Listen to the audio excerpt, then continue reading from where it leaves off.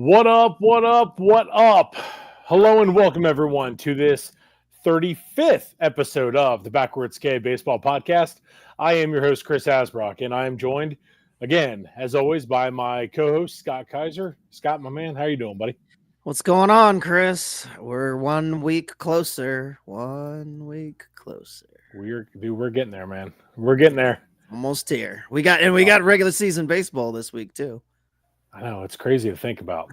Man, it's like it's here, man. It's just I was just thinking, I was looking at my schedule. I took off one day, for like basically the week of opening day because I'm going to be out of town. And then I realized I was taking off for a college game, and then I was like, man, I'm off on opening day. I was like, oh, that must be nice. I've worked every opening day forever. Well, like I said, I put in a request for the wrong day, and it just so happened that it was opening day, and I looked and I realized it, and I was like, oh man, I'm gonna have to I might try and make it on down. The good Lord wanted you to enjoy opening day.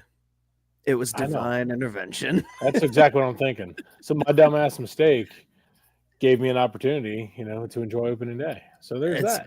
It's good stuff. Real quick before we get into it, just because I know some people are not crazy about it. I'm pretty sure I know where you stand, but how are we feeling about these games that count, but then they go back to spring training and then the regular season starts? Like, how do you feel about the whole idea of having these separate starting opening days in different countries? Yay or nay? I could care less, to be honest with you. I mean, it doesn't. I mean, it's cool. But I guess as long as I think it bothered me. I don't care. I think it bothered me a little bit more before, but as time's gone on, I'm like, it doesn't. As long as it doesn't mess up things, like I would hate for anybody to get hurt because of it, but they're usually pretty careful about how they treat guys, and it's kind of like an extended spring training, and it's just more or less just to showcase the game on the world stage. So I guess I'm down with it, but you're right. Yeah, I think I'd feel differently if it was my team. Yeah, I mean, if the Reds were over there, I'd be like, "Are you shitting me?" I mean, I don't know.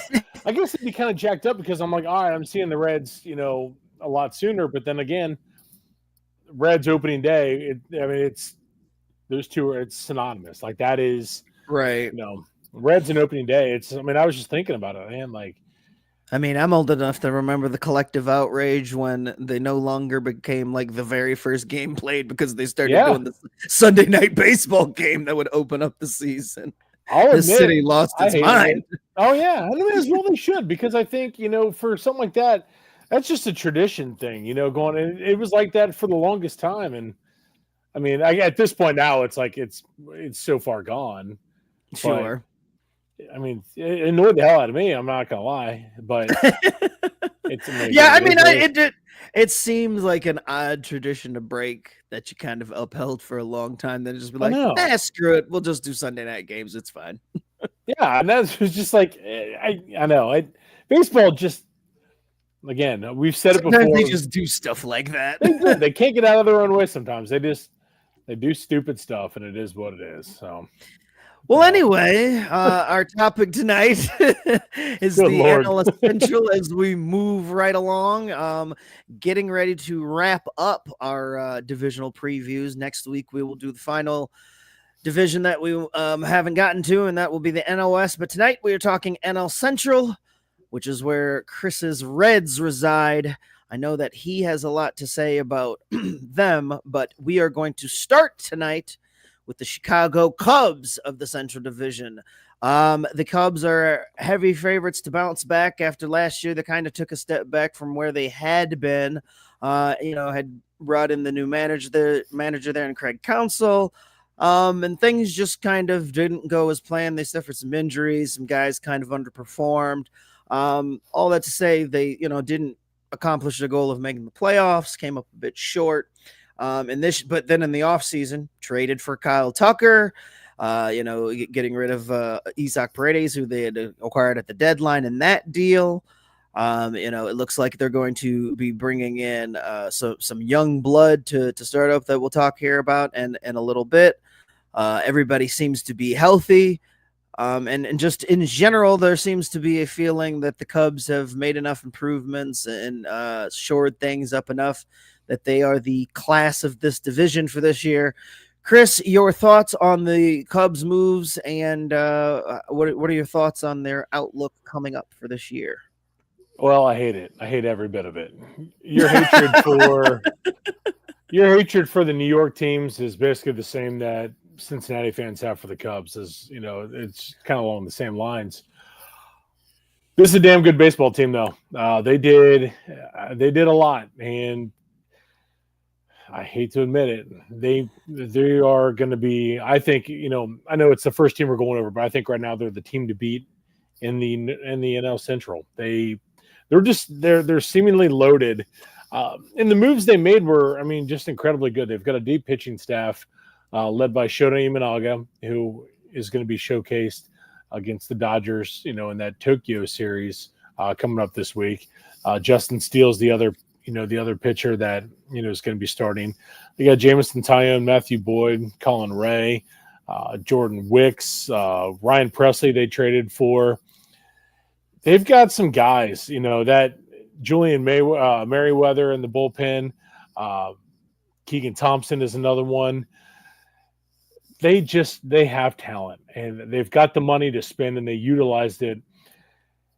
I don't think they have enough to challenge the Dodgers per se at the very top or any of the other teams in the East.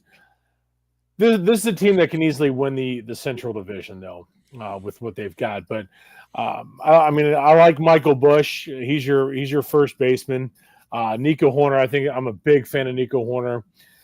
Matt Shaw at third. Dansby Swanson, the young blood I was alluding to, the Matt Shaw. Exactly. Highly touted prospect. Yeah. Ian Happ. I'm big fan of Ian Happ, former Cincinnati Bearcat, who's been phenomenal. Pete Crow Armstrong in center field, another young guy. And then Kyle Tucker, like I said, the guy one of the guys they traded for from Houston.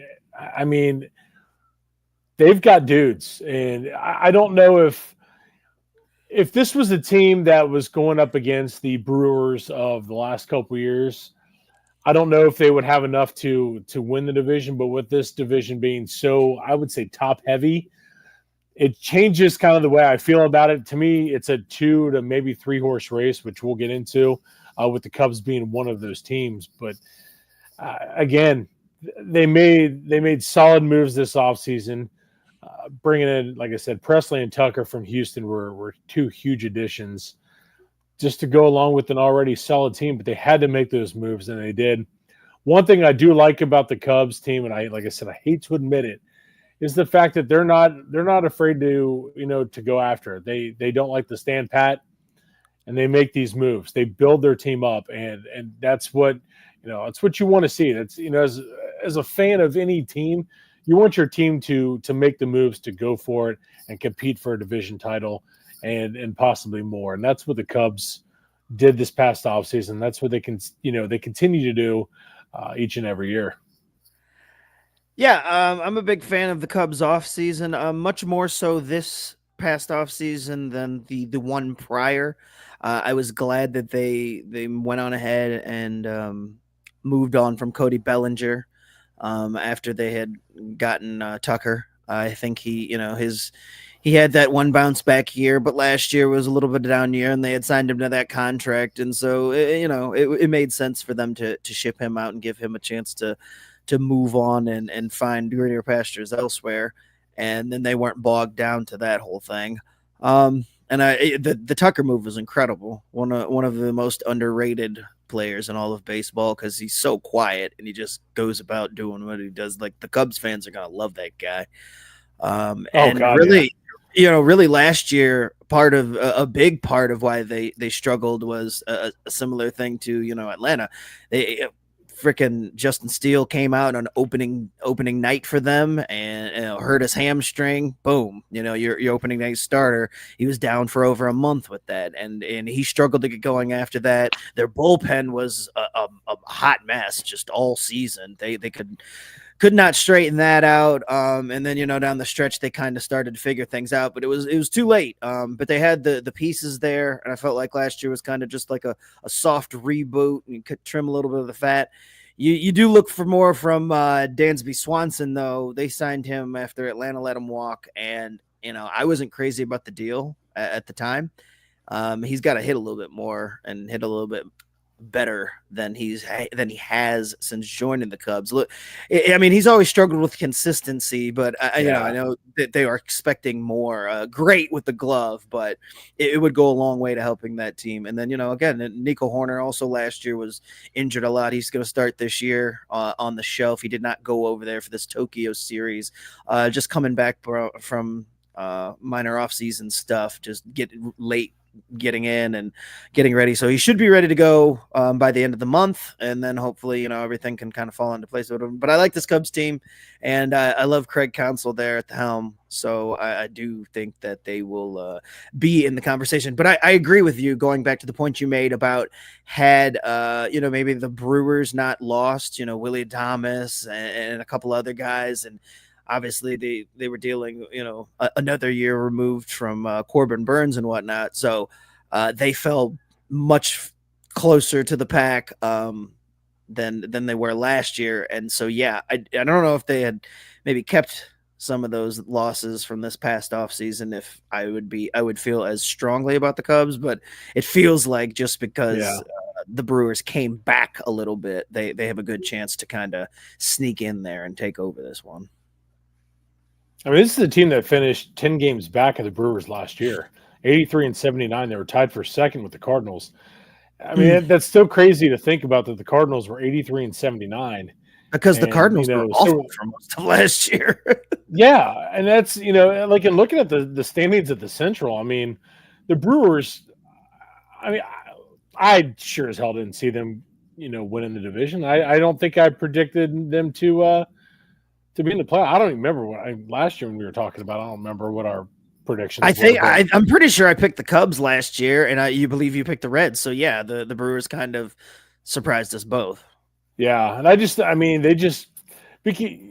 they lost a lot, and they just continued to win, man. And it was like, again, it took everyone by surprise, and I mean, they were dominant. I mean, 93-69, 10 games up on everybody else in the division. At least it was double digits. I mean, that's this was supposed to be a division where there was supposed to be maybe all 5 teams competing for it. I mean, you thought Pittsburgh would have done a little more, but Pittsburgh is Pittsburgh, so we'll get to them. We'll get into them. Yeah, but I mean, overall, the Cubs finished, like I said, tied for second. They were third in the standings, 83-79, and they improved. They got better, so that's the positive note for Cubs fans. But the Kyle Tucker deal, I just think he was one that we had talked about. I want to say in our off season, like podcasts like over like December, I think we were talking about trade targets and guys that were going to be moved, and we had mentioned how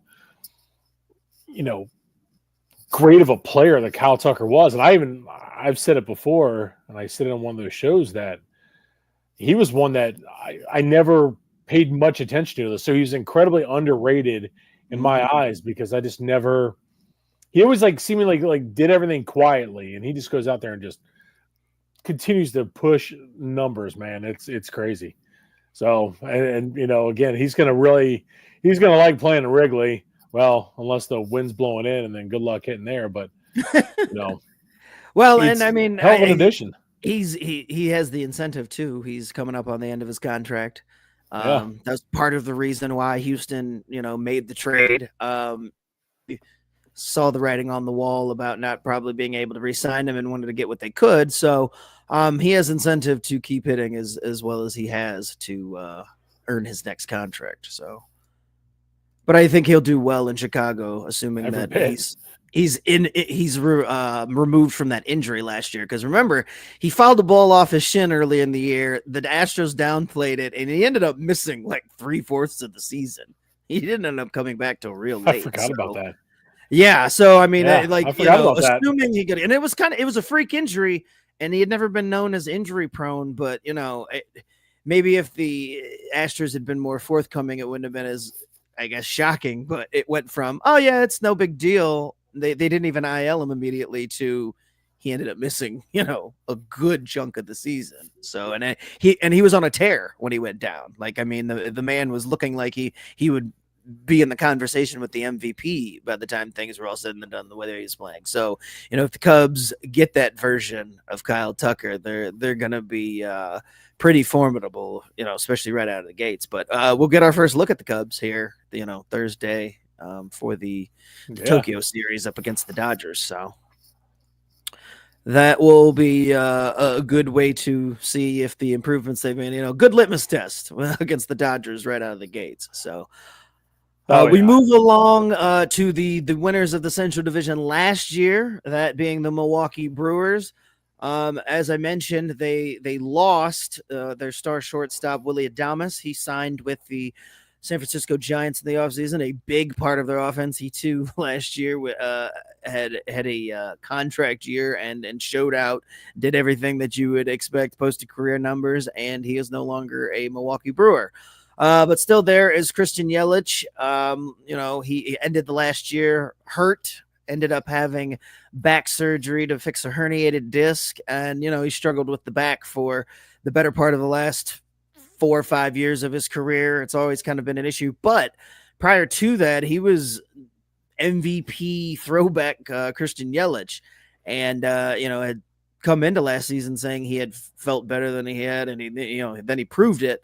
Better than he had in a long time. Hopefully that Christian Yelich is back and, as good as he was prior to ending up on the shelf for the rest of the year with a back injury.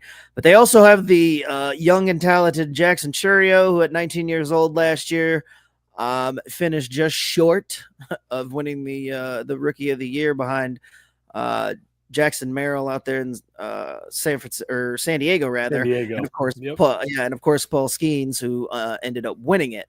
But promising young future for Jackson Chourio, the centerpiece of that offense now.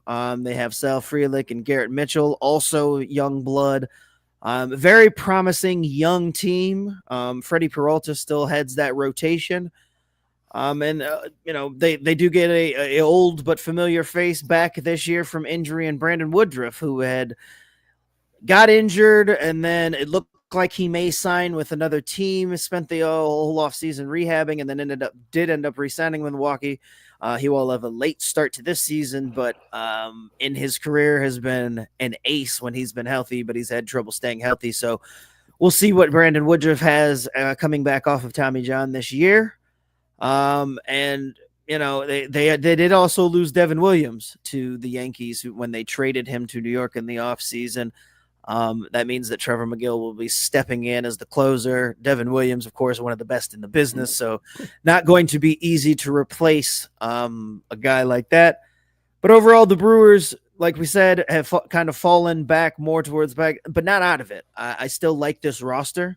Still very talented. They still have guys in place to be able to keep things afloat. William Contreras is still there, mashing. He had a career year last year with the bat. And honestly, it's at this time, it's looking like the Braves blundered in trading him away because Murphy can't stay healthy, and William Contreras, who part of the reason that the Braves traded him is because they were worried about how his defense would progress, and they thought he was going to just end up being, an offensive first catcher, and someday would have to just become a DH or a first baseman. They didn't think his future was behind the plate because defensively they didn't think he'd get there. And Milwaukee has taken him and molded him into not only continued his hitting ways, but he's actually become a really good defensive catcher. And so, like I said, that trade looking like a little bit of an L at the moment for the Braves. But again, like Milwaukee, still a lot of talent on the roster. And in this division, I think that they're still equipped to hang around. I don't necessarily think that they'll beat out the Cubs, but I don't think that they'll get left in the dust. Chris, your thoughts? No, I completely agree. They've got a team that won the division last year, like I said, by 10 games. This is a solid roster from top to bottom. Again, you had mentioned guys like Jackson Churio, Freddie Peralta at the top of the rotation. Nestor Cortez was the return that they got in that Devin Williams deal. It's going to be interesting to see what Nestor, how he can perform. Basically, he's looking at being the number 2 in that rotation behind Peralta. Maybe a change of scenery will be good for him. If he can find the form he had early on with New York, then they got themselves a good one. But if it's a situation where he has where he's back to kind of where he was last year, it's going to be a mighty struggle for Milwaukee in terms of getting that consistent pitching each and every game, especially when you're wasting bullpen innings and stuff like that. If your starters can't get out of certain innings early on and everything like that. But this team, again, they're good. I doubted them last year, and they proved me wrong. Just like I said, going through the depth chart here and everything like that. Contreras, who is one of the top catchers in the game. You touched on him a lot there. Rhys Hoskins at first base. You know what you're going to get from Rhys Hoskins. Just continuous, solid baseball from him. Bryce Terang is one that I love on the infield. Another younger player. Again, he provides a lot of flash for me. I really like his game. Joey Ortiz is another young guy that they've got. Love Joey Ortiz. Yeah, Joey Ortiz is just. I mean, he's a stud, man. And just Sal Frelick is another one. There's another one that they've mentioned on here. Again, Jackson Churio. They've got so much young talent. They really do. And they've done a really good job of taking care of those guys. So when they signed Jackson Churio to that deal last year, everyone was kind of like, whoa, but smart to get a guy like that locked up. Because that's the guy you're going to be, riding and dying with, in the future. And you want to get, guys like that locked up long term. And they did that. It was a great job. Christian Yelich, absolute pain in the ass. It seems like, in every, for a Reds fan, he's just, just a nightmare, it seems like. But, look at him, and he's about, his career's on the back nine per se. So it's going to be interesting to see, what he can do. Like they say, Father Time is undefeated. So that's one thing to watch out for. But if he can continue to, to stay healthy, Christian Yelich is going to perform. That's just the way he is. So again, Milwaukee, are they going to be as good as last year? I don't see it. I do think they did lose a lot, especially with, Willie Adames being gone. That's a big hit. But, this is a team in a division where it's not, like I said, it's not a division where, one team is going to run away with their two teams or anything like that. There's three teams in full contention for this division, and Milwaukee is going to be one of them.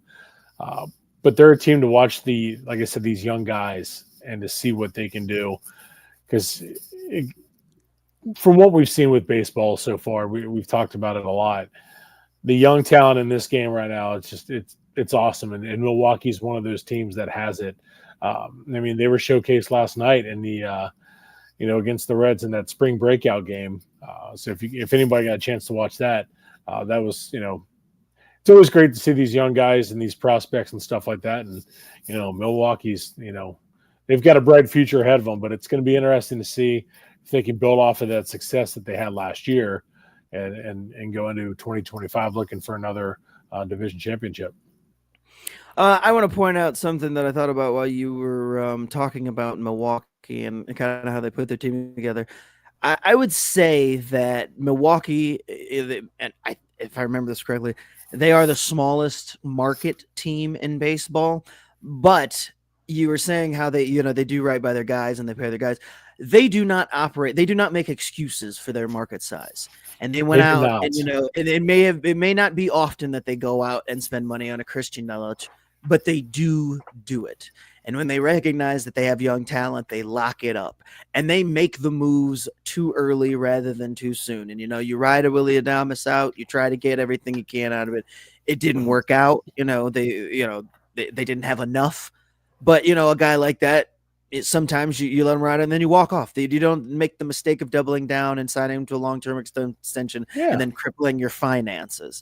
So I like how they operate, and they operate how all of the teams that cry poor and cry foul and complain about the system rather than working within the confines of what they have to deal with and making it work.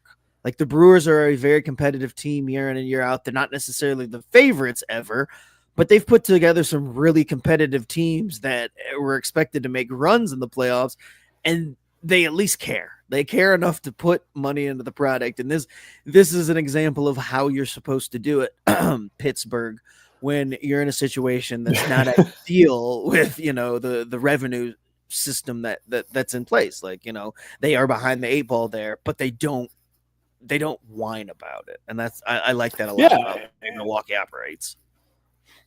I do too. I that's a great point. I'm glad you said that. I mean, I was just kind of going through their transaction tracker, and man, they didn't really do anything in this offseason. It was they were pretty a couple quiet. of one deals. Yeah. And they didn't have to, because they've got these guys that are coming up, and they're building off of that success they had last year. And sometimes, you don't have to go out and do a lot if you believe in what your model is. And again, not a big market at all. You said it. It's a great point. They just continue to go out there and they churn out players, man, and they spend the money when they have to or when they want to, but it's not often. And they just go out and they win games, man. It's impressive stuff. Yeah, I like the prospects of the Brewers this year. I think that they will again. They may not be on paper as strong, I don't think, as the Cubs. So they may like finish behind them, but ultimately I don't think that the Cubs are far and away better than this team. I think this team is still has enough to stay and hang around in the conversation all summer. And you know what? Milwaukee has surprised folks more than a time or two over the last few years, in the years when we thought they were going to be down, and they haven't. They've somehow found a way. Yeah. And if this team, speaking of doing what it takes, remember, this is the same team that when they made an unexpected, run at the end of the year, went out and pushed all their chips in the middle to get CC Sabathia to try to win a World Series when he was on a hot streak, and it didn't work out. But again, they went out and made it happen when the team got into a position where it was like, okay, this is the final piece. They went out and got it. So they've proven that if this team this year does the things they need to do, and it looks like they have a chance to get better with a deal like that, they will. You can expect that Milwaukee will be in the conversation. And remember that they were not the favorites to land CC Sabathia that summer at all at the trade deadline. In fact, they kind of just swooped in and stole him. Yeah, and that's as a team, you don't have to. You don't have to go out there and stun the world every time. You just, do it when you believe the time is right. And it's not every move is going to work out. And that's part of it. And as long as you know that, you're fine. But I guess, unless these moves continuously don't work out, then you don't have a job. But, but it's about making the smart moves and pulling the trigger when you've got that opportunity. And Milwaukee, they do it just about as good as anybody. It seems like they just, they are a model of consistency, especially in this Central Division, because, like I said, just when you think they're down, they ain't going anywhere. Does this comparison make sense? They're a light National League Central version of the Rays, the way they operate and the way they, make sure that their roster stays competitive despite the fact that they have real limitations when it comes to revenue. Like the Rays do it to an extreme level, but they do, yeah. The more I think about it, and the more we're talking through this with the Brewers, I'm like, they're very similar to the Rays in the way they operate. Like, you're right. That's a great point. So, yeah, I like Milwaukee this year, and I think they'll be in the conversation, which moves us into the final team that I think will be in the conversation, not the final team of the division, but the one that Chris is very intimately familiar with.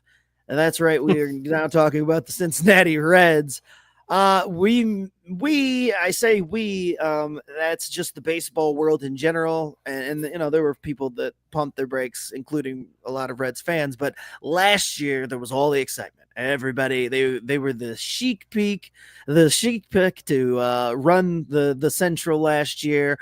And everything was set up, and they were ready to take off. They had all this young talent, and all the outlook was great.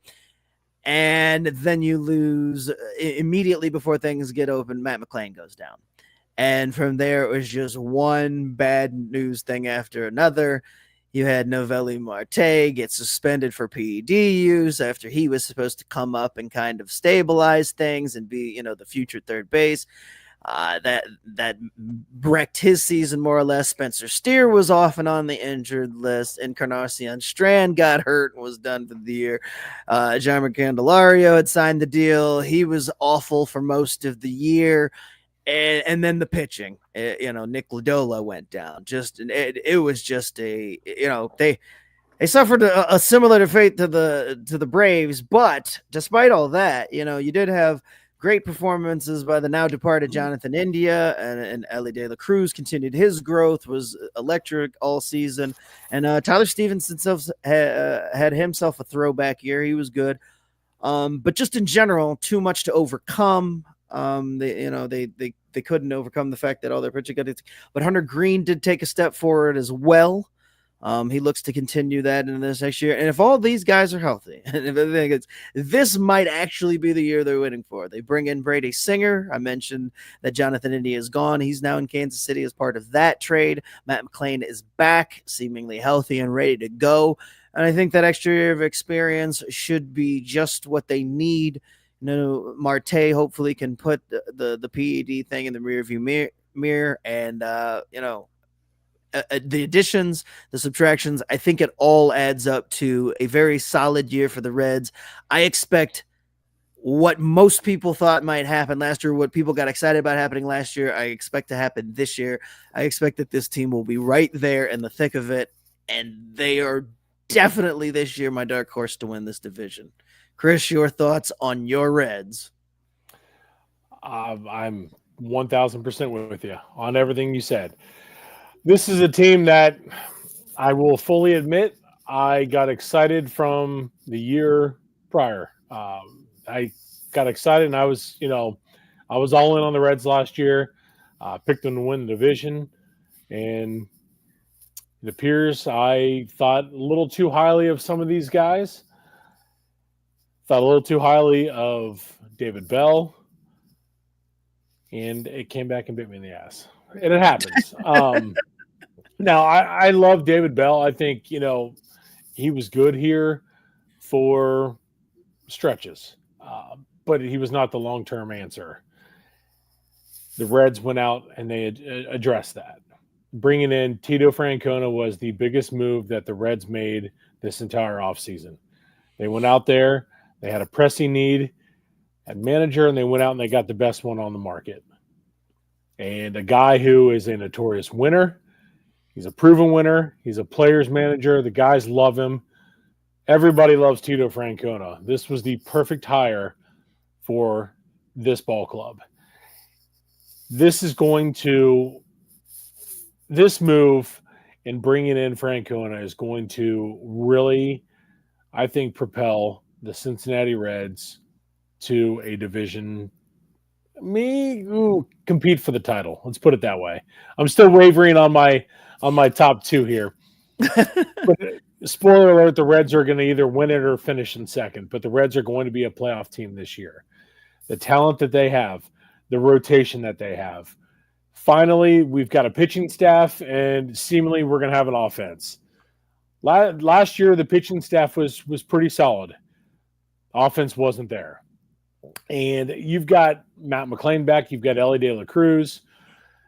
You had mentioned Noelvi Marte. He was optioned down to AAA. They've got, the outfield, Austin Hayes, which I absolutely love that deal. I think that was a move that we're going to see the Austin Hayes of 2023. And if we do, then this Cincinnati Reds ball club is going to be a really good baseball team. Unfortunately, right now you got Spencer Steer, who is, he's hurt, the shoulder issue. You've got Tyler Stevenson, who's going to start on the IL. So that sucks. But thank God you went out and you traded for a Jose Trevino, who's your backup catcher. Now he's going to be thrust into the starting role. He's coming off of a World Series appearance. Trevino is he's a perfect backup catcher, and he's one that can start and get you, plenty of games. You bring in Gavin Lux via trade. Gavin Lux coming off of a World Series championship. You're still going to have CES, who, if he stays healthy, the dude can hit the cover off the ball. There's your first baseman. Candelario, who knows what you're going to get from him, a notoriously slow starter. If he can pick it up, and here, I don't think there's a lot of pressure on Candelario this year because of everybody else around him. You've got guys like Matt McClain, who, if he's healthy, is one of the best young players in baseball. And the hype around Matt McClain is true, and it's genuine and well-deserved, because Matt McClain is a simply phenomenal baseball player when he's healthy, and he's one that is going to really help this baseball team and take a lot of the pressure off of a guy like Ellie De La Cruz. Ellie is a superstar in the making. He has Hall of Fame potential. He just, and again, he's still super young. So these guys, that's the beauty of this ball club, is they're so young, they can still develop and turn that corner. And it's guys like Tito Francona that are going to help this team turn that corner. You've got a pitching staff led by Hunter Green. You've got Nick Lodolo, who, when he's healthy, has the nastiest stuff. He has hands down the nastiest stuff on this roster and this pitching staff. Nick Lodolo is disgustingly filthy, but he's got to stay healthy. That's been the name of the game for this Reds ball club. Last year, they were just decimated, and it cost them. Who knows what they could have done? Win the division? Probably not. The way Milwaukee played, competed for a playoff spot? Who knows? This team this year is going to build off of, a new manager and the experience that he brings, and just the fact that they are now being held accountable. That's one thing, Tito had said when he came in. It was, we're going to hold these guys accountable. That is crucial. David Bell seemingly didn't do that. And that right there can add up to, more wins, in and of itself. So, you have Tito coming in there saying, we're here to beat somebody's ass every single game. That's the mentality you want. And that's what this team needs, is a leader like Tito Francona. And, the sky's the limit for this ball club. And finally, when everything was starting to come through and these players were starting to make their way up through the minors, 2025 was the year everyone was focused on. We looked at, to how great 2023 was. And we're like, okay, well, maybe they arrived a little too early, or maybe they arrived early. And it turned out to be maybe a little too early. And they weren't ready for the big time. And then injuries got them last year. So it was a combination of things. But this ball club, I'm not just saying this obviously because, they're my team, but man, it's just the hype around Cincinnati. When this ball club is winning, there is no better baseball town in America than Cincinnati. And it's awesome. And I truly think that we're going to see, the blossoming of a really good baseball team, for this year and for the next couple of years to come, because I see it all coming together, because everything is seemingly falling into place, and if these guys stay healthy, man, it's going to be a fun summer in Cincinnati. Well, I of course am rooting for Cincinnati to play well because I think it's fun in this town to have a winning baseball team. I am neutral towards the many of the local teams. I don't have much angst towards any of them or favoritism outside of Xavier where I went, but because I am such a baseball fan and because I live in a city with a National League team that has a lot of history, and I do generally believe that as Reds fans, Cincinnati fans are at their best. I can't argue in favor of that for some of the other fandoms here. But as Reds fans, I think that they are genuine and they're knowledgeable and they want their team to win and they understand what it takes to win. They're very educated baseball fans, which you can't say about a lot of them. And I just think that it would be fun for this city to get back into that consistently with the Philly, especially since, I mean, let's be honest. Jokes aside, there's a time limit on this. And the time is ticking. Like when these guys, when their contracts start to get closer to being up, this thing is going to get torn down in some form or fashion because they aren't going to be able to keep anybody, and the current ownership just isn't going to.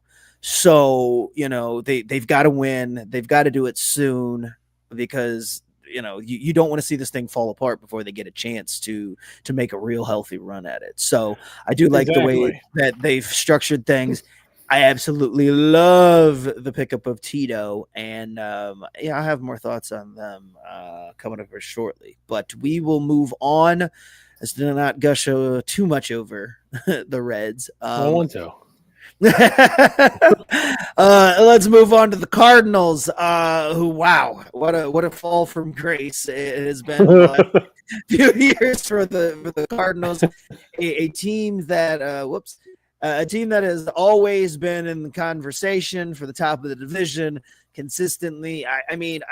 They were, to me, at one point the Pittsburgh Steelers of Major League Baseball. Just that family ownership, consistent, fan base that was really passionate, but outside of the fan base, generally kind of seen as douchey. But just a very good sports town, and all of a sudden that whole facade kind of fell apart. They've made a lot of wrong moves the last few years, personnel wise. They've had turnover at the GM spot, and they've seemed kind of rudderless for the past few years, which is not something that you'd often say about the Cardinals as an organization. There's just been a lot of turnover, a lot of weird moves. Last year they had signed Wilson Contreras, and there was that whole, well, he's going to catch. No, he's not going to catch. No, we're just kidding. And it was a weird way of handling it. They've brought in just a bunch of guys to fill out their starting rotation, a lot of which, don't have much promise. There are a lot of junk ballers. It's not a very strong rotation on paper. This year doesn't look to be much better. They got Goldschmidt is gone. They spent most of the offseason trying to trade Arenado. They've got some young guys coming through the pipe, and they do have a couple of young guys sprinkled around the diamond as they look to kind of move into the next phase. Lars Nootbaar is still there. They're still trying to figure out who and what Nolan Gorman is. Jordan Walker is, showed promise his rookie year and then spent last year in the minors most of the league or most of the year after starting the year in the majors and struggling so badly that they had to send him down there. He didn't even make it back until, late in the season. But he was once one of the top prospects in the game. So, that there's talent there. And then they have, Mason, Mason Wynn at shortstop. Young, talented shortstop, a lot of speed, not necessarily a lot of power, but a gamer, very much somebody in the mold of what the Cardinals tend to look for. They still have Nate Burleson, or not Nate Burleson. Wow. Other Burleson, rather, not the football thing. Nate Burleson and Brendan Donovan. And so, Alec Burleson, thank you. Yeah. I was going to let you go. I appreciate that. And then, they still have Ryan Helsley there at the back end of the bullpen. It's likely that a lot of the names that we mentioned that are on the older end will be shipped out at some point as they continue to kind of turn this thing over and reshape things. But, this turnaround could be more on the quicker side than usual because, again, Cardinals, not a franchise afraid to go out, spend money, get guys and do things. It's just that they kind of threw a lot of money at guys over the last few years. It didn't work out, and they were just in a place where they needed to reset. So they are, and this team this year, they will struggle, but there's hope and there's light at the end of the tunnel on this one. Chris, your thoughts on the Cardinals as we head into 2025? Yeah, they're going to struggle. They didn't do much in the offseason. They lost guys, and now, like you said, they do have some young talented players, but you don't know, the ones you really thought were going to take that next step forward just haven't yet. The rotation's older, led by Sonny Gray. Eric Betty. I mean, I love Sonny Gray, but he's not an ace, sure. Yeah, he's not. I mean, you still have Miles Michaelis, but he's not what he used to be. Andre Palante and Steven Matz are really those are your five. That's not a rotation that's really that you're excited about. I mean, they just don't have it. You're moving Contreras to first base. I mean, it's tough. I mean, just looking at the depth chart here, I'm like, oh man, I'm a big Nolan Gorman fan. I do like him, but again, you're still waiting to see him take that next step and see what he can do. Nolan Arenado, he's old as hell.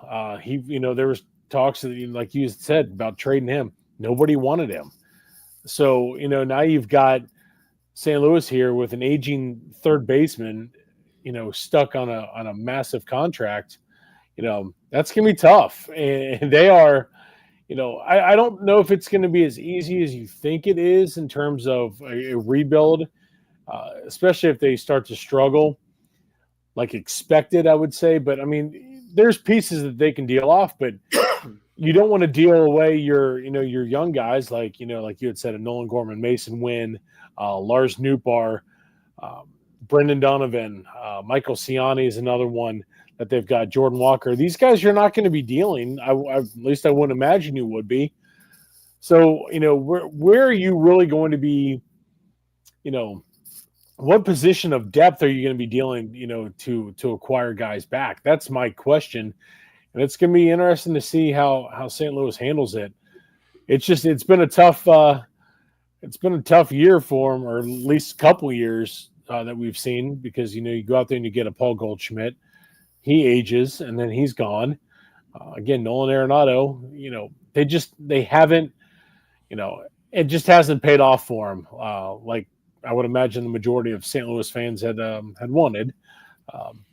It's going to be a challenging next couple of years for the Cardinals and in that front office to see how they can get this thing rebuilt into one of the best baseball franchises, that we've seen, especially in recent memory. But there seems to be a lot of work to do, and I'm really curious to see how they're going to, handle it all. Yeah, I mean, I could see a scenario where it does take them a little while, but I'm more thinking the fact that, they spent the money and made the trades to get an Arenado, to get a Goldschmidt. They've proven in the past that they will go out and make big deals to acquire guys. So I could see them if this year, I think for them is a huge just evaluation year. You've got to figure out like a lot of guys, like, are they a part of this franchise's future? Yeah. Are they role players? Are they future starters? Are they backups? Like, what do they actually have? There's a whole lot of guys on this roster that they're kind of like at this crossroads, Nootbaar being one of them. Can he stay healthy? Is he the guy that we everybody has talked about him being, or, is what we've seen what we're going to get for him? And same thing with like a Burleson. Like, it feels like, you're talking about him, remember, he showed flashes last year and it was the most consistent he's been, but there's still question marks. I think the younger guys, you give them a chance. That Mason Wynn was solid in his rookie season. I think given a season to grow, I expect big things out of him. The Jordan Walker thing is a huge question mark. Because again, he looked like he may be about to take off as a player and a prospect after his rookie season, and just fell flat on his face last year. So. Some of their bigger name guys are question marks, as well as the mid-level guys, but they definitely have to figure it out. And at some point, I mean, they're going to have to really overhaul that rotation, because as you went through the names, they've got a few guys coming up behind them, but pitching is scarce just in general, and the outlook on that front for them is not very promising in the short term at all. And that's my thing is, I look at what position of depth are they going to, they're in a tough spot. I think they're in a tougher spot than I think we're kind of realizing, just by going through some of these guys. It's, like you were saying, it's an evaluation year. And if that's the case, is Newpark going to be a part of the future? Is, Jordan Walker going to be, guys like that? There seemed to be a lot more bark for, these prospects in this team than there is bite. And that's been the problem over the last couple of years. It just, we had heard about all these guys coming up for St. Louis, and there's just going to be a continuous, retooling and everything like that. And they're just going to be staying at the top. And it's just they've just been spinning their tires. And that's the interesting part of it all. To see some of these guys, it's where did they go wrong in terms of the evaluation part?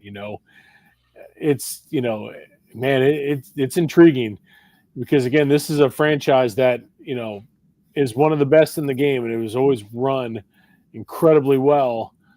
And now you're really they're at a crossroads, of how they're going to handle it. They dumped a lot of money, like you said, in some of these guys, and it's just now you got to hopefully get out from underneath it as soon as you can. And the rotation's got to be one of the first places you attack. And to me, it's hard to see any solid plan, moving forward. It sucks. It sucks for them. I feel bad for Cardinals fans, but at least they're not Pittsburgh. Which is one hell of a segue as we transition to the final team in the National League Central, that being the Pittsburgh Pirates, the forever woeful Pittsburgh Pirates. It was another bottom two finish, which is as high as they finished since 2017. 8 straight years of bottom two finishes, and if we're being honest, outside of Paul Skeens and Jared Jones last year, there isn't a whole lot to point to that's positive. The O'Neill Cruz we're still trying to figure out what we've got there. He's shown flashes, but hasn't quite hit the ultimate promise that his talent has suggested that he might. Brian Reynolds is still hanging around. Andrew McCutchen hanging out for another year as DH. But, it's just a cobbled together roster with guys on rookie deals and not much else. They spent a whopping $19 million the entire offseason, and that was just on relief pitchers and role players.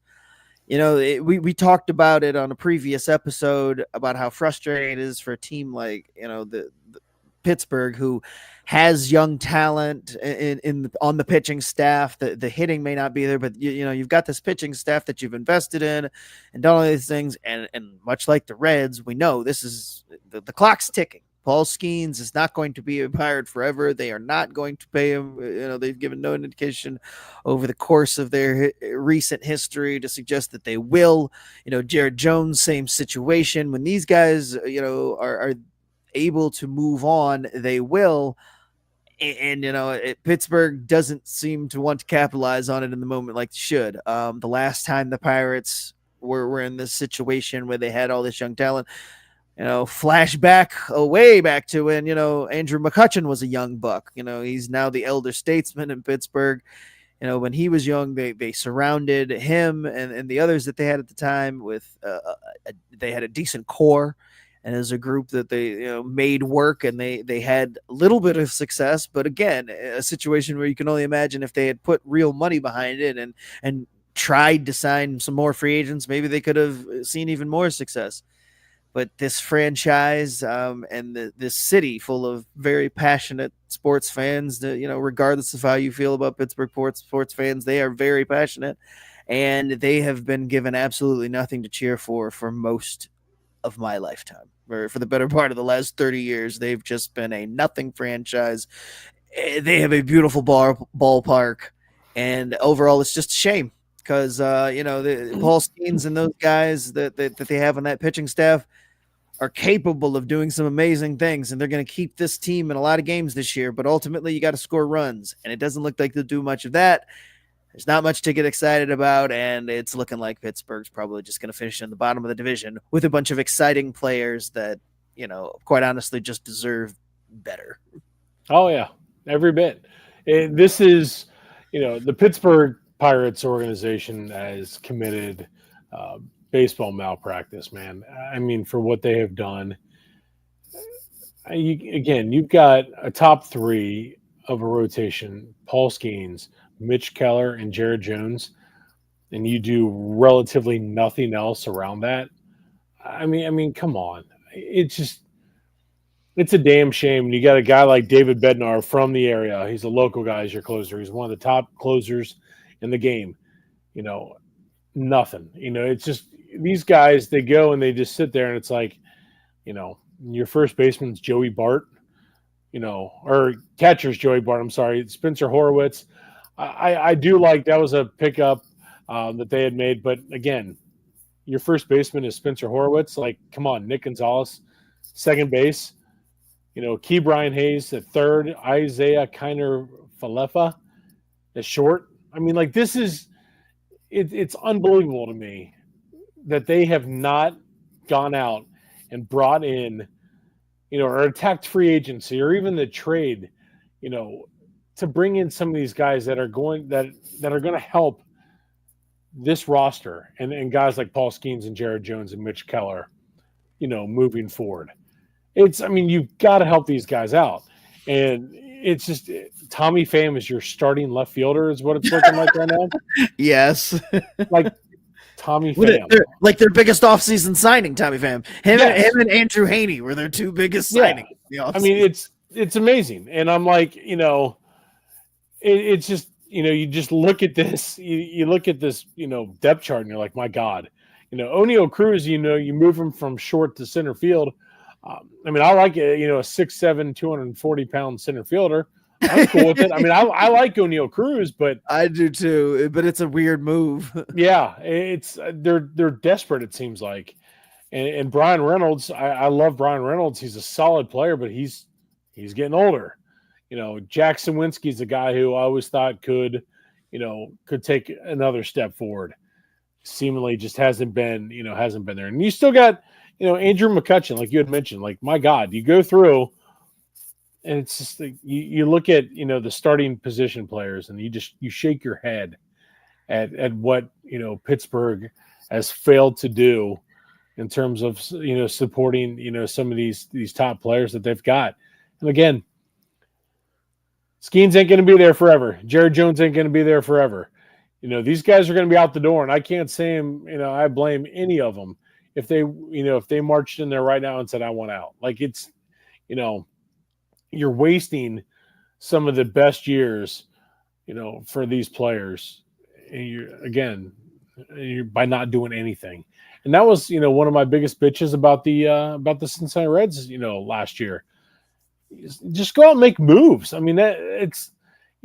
You've got a fan base starving for a winner, and you don't do anything about it. Like, come on. And Pittsburgh, these Pirates fans deserve a hell of a lot more than what they're getting right now.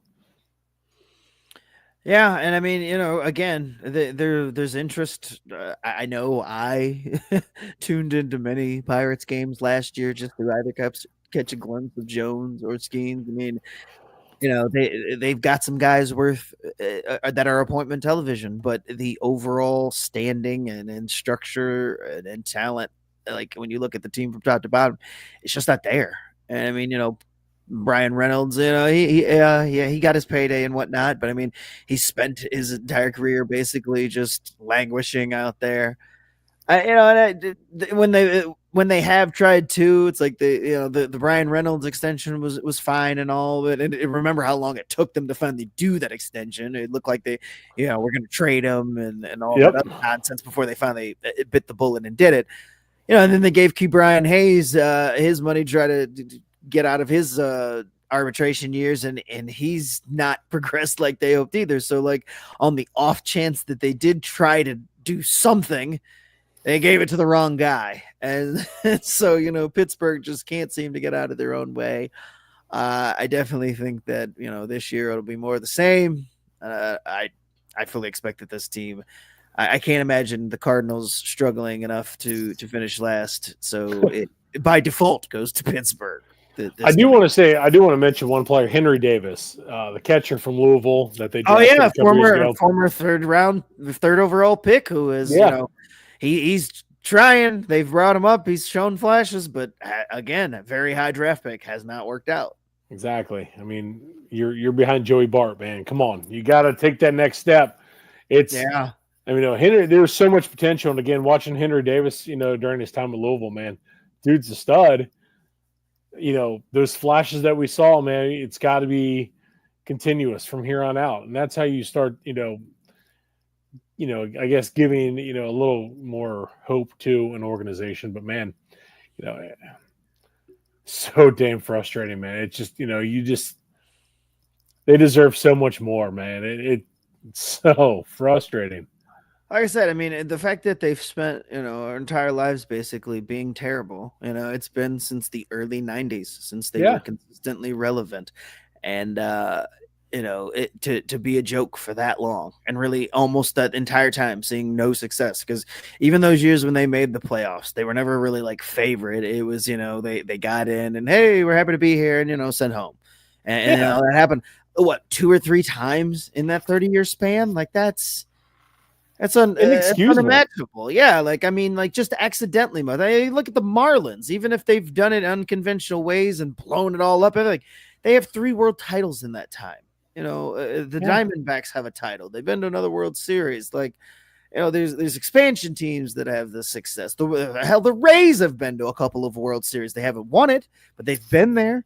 And you're telling me a very historical franchise like the Pirates, can't even compete year in and year out, let alone, discuss being in the playoff picture or being a consistent participant, in the offs, in the playoffs. Like they just are never that. So, I mean, could you imagine like talking to like Bonds and like Andy Van Slyke and guys like that and be like, hey, this is all about to fall apart in the next 30 years. I was going to say, like nobody will remember this a generation from now. Like, I mean, you couldn't even imagine like saying something like that. It's crazy. Like, there's no way that they would believe you. Yeah.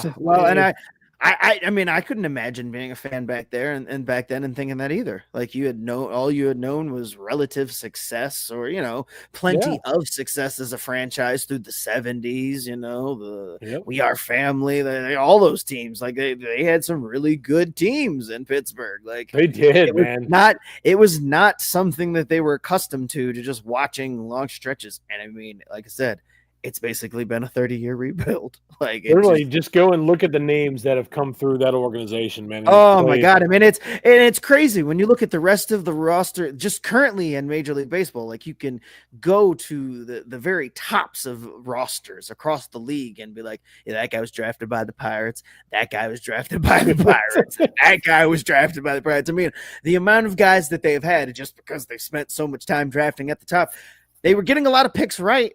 But either they didn't develop them properly and those guys took off the minute they were gone, or they were good and the minute they were supposed to make money, they were gone. Yeah. So, like, it's just been, like I said, just a franchise malpractice all the way around. Yeah. And it's a shame because, again, amazing ballpark by pretty much everybody's accounts. I've never been there, but Yeah, same here. Everybody, ranks it very highly. Good fan base, and unfortunately, it's going to be another year of just absolutely uninspired baseball in Pittsburgh, but not because of the players. But this one goes totally on ownership and the way. I mean, you can only do so much, right? That's the thing. Well, that brings us to the end of the team by team, breakdowns and catch ups. Chris, your thoughts and final predictions for how things will shake out in the Central. It's going to be a competitive division between 2 to 3 teams. Obviously, I'd mentioned the Cubs, and it's going to be the Reds and Brewers with the Cardinals and Pirates at the bottom. Order finish, I'm going to go with the Cubs winning the division. I hate saying that.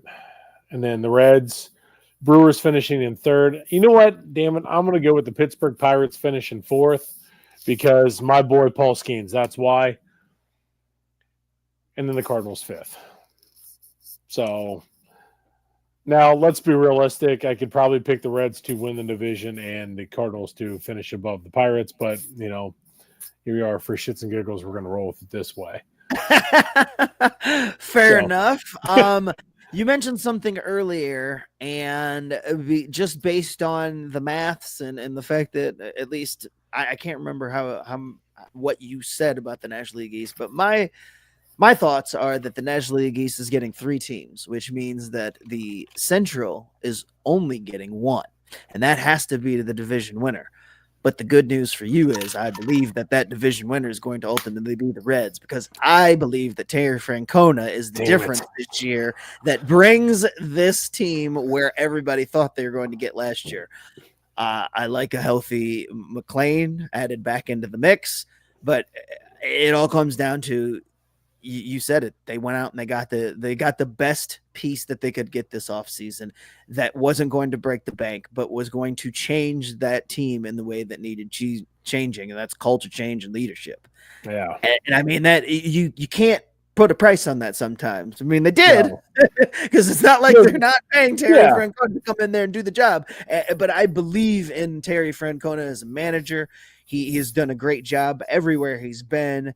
And as long as ownership, listens to what he has to say and takes his advice on how he wants to structure this team, this roster, and what his expectations that he has set for him, as long as ownership's on the same page, then I think that this team, the Brewers, have lost just enough. And while I like the moves that the Cubs made, I think that I'm going to, like on a coin flip, I give it to the Reds to finish out over the Cubs, and it's Terry Francona. I mean, don't get me wrong; it's obviously a lot of the talent of the team, but I believe that Terry Francona is the linchpin to bring all this talent together and get the most out of it. Well, I'm to continue. I will say, so that means I have Reds, Cubs, Brewers. I am not picking Pittsburgh to finish 4th. I love Paul Skeens, but they are going to finish dead last. Yeah. The Cardinals will finish in 4th, and then Pittsburgh will be in last. But go ahead with any other thoughts you had on the Reds. No, I mean, it was, in my heart of hearts, and I have said all along, I thought the Reds would win the division. Part of me says, I jinxed them last year by picking them, so I'm kind of, shying away from it this year. But I think overall, I see, in looking at this Reds ball club compared to what you see from Chicago, I do think the Reds are the better team. So in all seriousness, I would pick the Reds over the Cubs to win the division, because I think Ellie De La Cruz, I think he's going to absolutely come unhinged under Terry Francona. Same with Matt McLean. These guys stay healthy. This Reds team, I mean, they're going to make some noise. I really do think with what Terry Francona brings to the table, that adds so much, and that's exactly what this Reds ball club needed. And again, say you compare rotations and you compare some of the star players. I think the Reds have it, and it's going to be a fun season in Cincinnati, regardless. Even if they, even if they don't win the division, this team's going to be competitive right until the end, and it's going to be a battle between Milwaukee, Chicago, and Cincinnati, and the other two, far behind them, because I just don't see Pittsburgh and St. Louis, really being able to keep up with with the other three. Yep, I agree. This is a 3-horse race here in the Central Division, but ultimately I'm going to give it to the Reds by a nose. they will win this division, and and that's not just me blowing smoke up anybody's ass or anything. Last year I picked the Cubs to win the division. I missed on that. Again, I like the moves the Cubs have made, and I like that roster in general. I do think that they're going to enjoy Kyle Tucker a lot there, and it's going to be a battle. Like, I don't think the Cubs are going to roll over, but I do think that Terry Francona gives them that edge, and they finish at the top of this division. That wraps up our Central Division preview. As I mentioned, next week we will be moving on to our final one in the NL West. We mentioned it earlier, but it's worth mentioning again. We got regular season baseball. We got baseball that counts this week.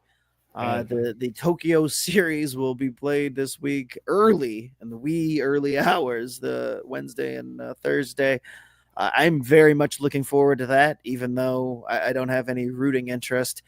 It's baseball that counts, because it's the dress rehearsal, because next week is opening weekend, and it has seemed like it has been a very long winter. Spring training has kind of flown by, if I'm being honest. Like, spring training has gone quickly, but the winter was long, and no matter what, I'm just ready to get back out there and see some games that count and get this season underway, hoping for much health and everything. But one more division preview to go. We will be bringing that to you next week with the NL West. Chris, did you have anything else before we head up out of Chaw? I got nothing, my man. I'm just ready for the season to start. Same here, man. We're chomping at the bit. We only got one more week, but that is going to do it for the Backwards K Baseball Show. We appreciate you guys joining us here tonight. It's always a fun time talking ball, and especially I've had a lot of fun doing these division previews.